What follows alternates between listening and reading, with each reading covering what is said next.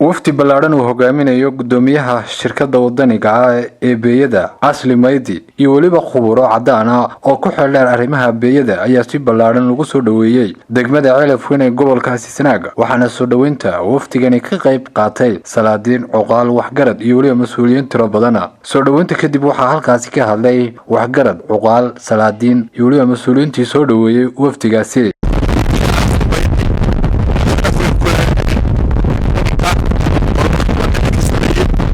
soo dhaweynaa shirkadda Asli Maydi oo gobolka Sanaag soo gaadhay saaka waxaan ugu hambalta gaar ahaan degmada Ceelafweyn shirkadaas oo ah shirkad waxqabad maamul horumar ka samaysay dalka dhisay cusbitaaladan dhisay dhismo fara badan ceelal iskuulo hawlo badan gashay ayaanu halka ku soo dhawaada kacay samafal u fidisay shirkadaas oo kale ayaanu jecelahay inay ku tusaale u noqoto geestooda waxaa iyaguna halkaasi ka hadlay gudoomiyaha shirkadda Asli Maydi barqad Jibriil Xasan iyo waliba gudoomiyaha mashaariicda ee gobolka Sanaag ee shirkadda Asli Maydi Cabdiraxmaan Xuseen Digaale iyo waliba mas'uuliyiintii khubarada cadaanka ahaa ee waftigan socdaalka ku wehelinayay mahadda labaad Sheldon Worldwell oo ka socda shirkadda Dhaweyeyn hay'adda Heal and Hands oo noo qabanaya dhakhtar weyn oo ballaaran noo dhisaya ceelal horena way qoran oo sidoo lagu yiri iskuulana meesha waan ka dhisnay sanad kasta waxaan isku daynaa wax soo kordhina gobolka waxaan hadda ku soo dhaweynaya Sheldon Worldwell I'd like to say a couple of words, Community, we're very excited to be returning after several months of lockdown due to COVID. We're bringing a team of medical professionals and technicians, and we're looking forward to opening up the Sanaag Specialty Hospital in about 1 month's time. We're happy to be with our partner, Asli Maydi. Thank you for such a warm welcome. It's really good to be coming back to Gaadhay to complete the hospital project, which we hope to complete some time back, but have obviously had some delays. And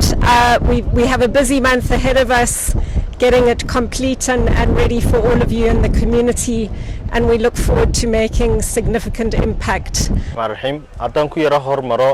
intii uu yiri Sheldon Worldwell oo ka mid ah macaamiisha iibsata beeyadu wuxuu aad ugu faraxsan yahay soo dhaweynta ay u sameeyeen reer Sanaag shirkadda Asli Maydi gaar ahaan reer Ceelafweyn wuxuu qeexay oo uu sheegay inuu aad iyo aad ugu faraxsan yahay soo dhaweyntan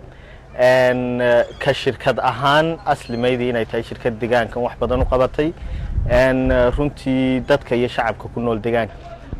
intaas wuxuu ahaa Sheldon hadalkiisii haddii aan isdul taago Mrs Diana oo ah iyana xubin weyn oo ka mid ah maamulka sare ee iibsadayaasha beeyada oo iyana cadaysay inay ku faraxsan tahay mashaariicda horumarineed ay ka wado shirkadda Asli Maydi gobol Sanaag iyo sida ay u horumarisay dhoofka iyo iibinta beeyooyinka waxay kaloo aad ugu mahad celisay waxyaabaha loo baahan yahay ee adeega bulshada ah ay shirkadda Asli Maydi ka wado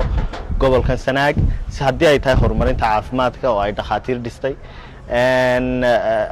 haddii ay tahay kabista iyo taageerista aad iyo aad bay ugu faraxsan yihiin sida geesta kalena waxay waftigani kulamo la qaateen waftigii wasiirada ahaa ee nabadeynta u joogay degmadaasi Ceelafweyn kulankoodan oo saxaafad diba joog ahayd ayaa daaranaa ahmiyadda iyo waliba nabadeynta laga wado degmadaasi Ceelafweyn sidii looga qooda qayb qaadan lahaa Axmed Xaab Cilmi Cable TV Ceelafweyn.